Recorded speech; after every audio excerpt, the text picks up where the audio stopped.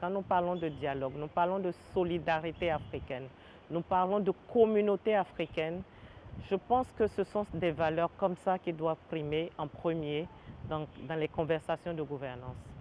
Nous sommes des États africains.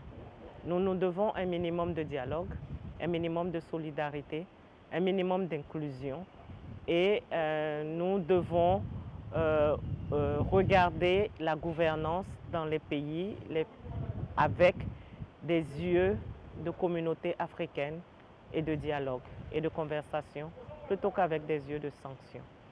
Et un deuxième point qui m'a appris aujourd'hui assez important pour moi, c'est que le potentiel des femmes dans la gouvernance est toujours encore très en recul.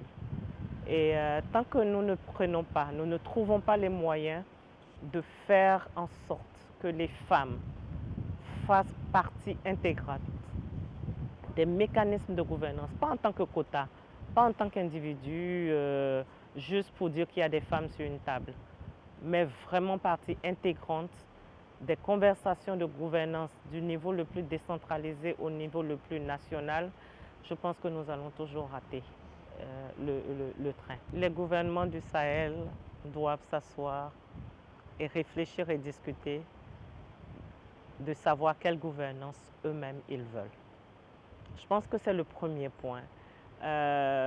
Nous sommes des acteurs accompagnants, mais il n'y a pas plus important que le pays lui-même, que les pays concernés qui puissent eux-mêmes prendre la décision de quel modèle ou quel type de gouvernance ils veulent.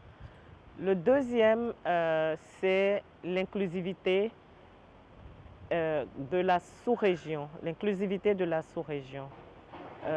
Quel que soit le modèle de gouvernance, le Sahel doit être une région. Et enfin, la question de la jeunesse au Sahel. Une négligence de la jeunesse au Sahel va continuer d'alimenter le terrorisme, va continuer d'alimenter la criminalité, va continuer d'alimenter le banditisme.